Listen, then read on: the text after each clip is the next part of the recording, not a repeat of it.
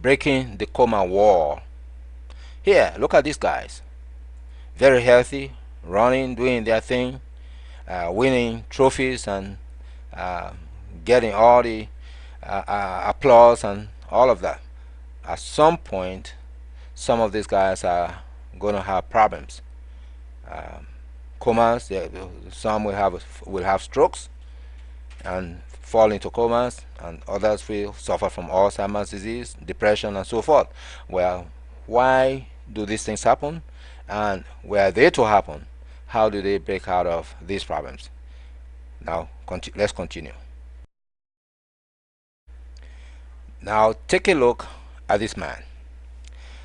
On the previous page, we showed one of these guys, fit, running like a rat, and now look at him, comatose.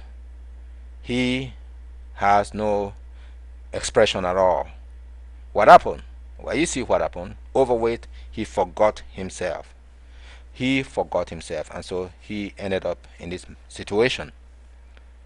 Now, there is a wall, a coma wall, so he cannot communicate within himself, nor can he communicate with the outside world. So how do you break the coma wall? Well, we're going to show you how. We're going to show you how the Dohgon way, the spiritual way.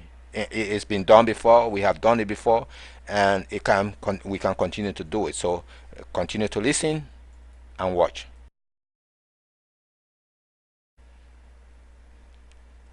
So how do you break the wall? Well, take a look at the wave. We're starting with the wave. Now, the wave is going to have particles, and so with the particles accompanying the waves, the wave, you're going to see vibrations. So that's what vibrations are. Vibrations are a combination of particles and waves. And the music that we compose, we call the Dohgon numeric song, is based on vibrations and waves.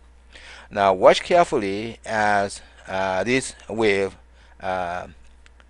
permeates through the universe, because the music that we prepare actually travels in the universe and then lands in the mind of the individual. So it doesn't matter where this person is. What matters is that the transmission, the communication has happened between myself or between the song and the individual who is in pain or who is in coma. You're going to see evidence of that. Like I said, we have done this before in many situations, and we will continue to do it because it is spiritual and it is boundless, so it is infinite. So watch as the particles are released with the numbers, and they land into this, into what we call here the wall, the coma wall. This is the coma wall. See how the particles are landing. You see them 5, 4, 3, 2, 1, and then go 1, 2, 3, 4, 5. Now eventually this wall is going to shatter. The coma wall shatters, and then all you are left with is the numbers.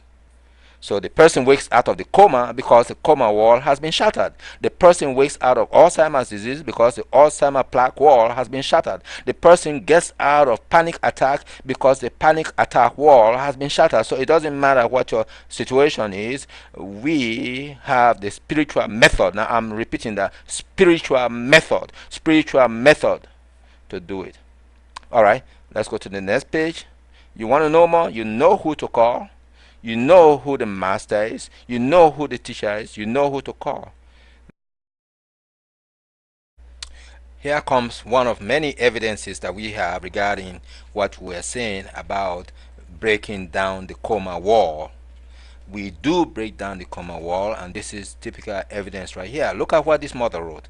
My daughter Sarah, Hotep dear brother, blessed be our ancestors for bringing the Dohgon to us. My daughter is awake and no longer incubated and breathing on her own. Now this was a girl who had 2 strokes, and she was in a New York hospital. The doctors told the mother that she was going to die. She had tubes all over her body. She was in a coma, a serious coma, and they said she was going to die. When the mother called me and said, Professor Momo, this is what the doctor said, I said, no, your child is not going to die. So she continues. According to doctors, she had two small strokes in the brain. It's affected bilateral thalamic infarct. But we've been singing her the numeric song. That's the song I composed and I sang that day. I told them, I said, look, take this song to her friends and everybody. So when they go to visit her, they sing the song and say, get up and go, get up, get up. And that's what they did. So now the child is getting up and she's going. And she's making progress fast.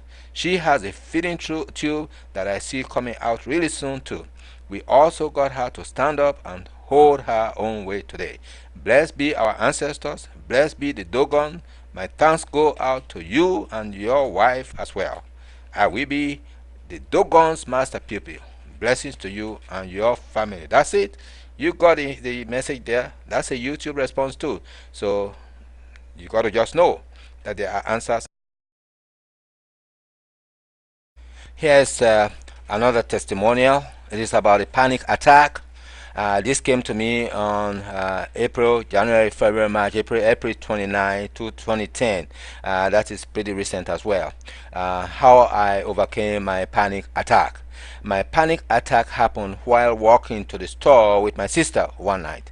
When I first began walking, I was fine, but about 15 minutes into my walk, I started to feel dizzy. That made me somewhat uneasy, as I knew it was a sign of a panic attack. Shortly after, my vision seemed to change. It seemed as if it was going dim and then back to normal. My vision also seemed to be jumping. This was a really terrifying experience for me, with problems with my vision coupled with now worsening dizziness. I was sure I would pass out, or even worse, go blind. You hear that? This girl was fearful.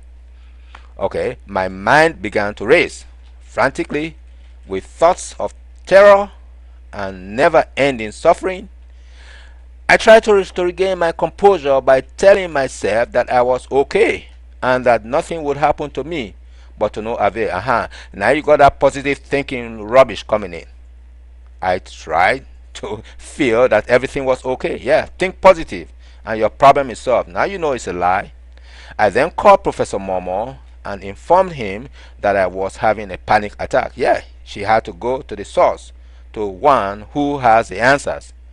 He first instructed me to count from 0 to 5, 0 to 5, and then back to 0 10 times.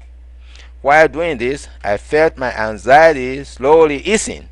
Next, he told me to count to 20 and to take 20 steps while counting. I did this twice, just as I counted from 0 to 5, 5 to 0 twice, and felt much better.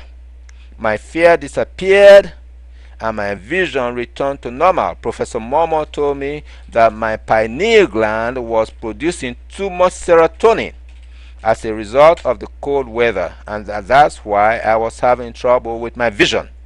He told me to buy some water to drink and that it would balance out the serotonin. I felt even better after I drank the water. I was truly grateful for Professor Momo's guidance and comforting words, which allowed me to make it home in peace. This is a 23-year-old lady. She's in Washington, D.C. Barack Obama, do you hear that?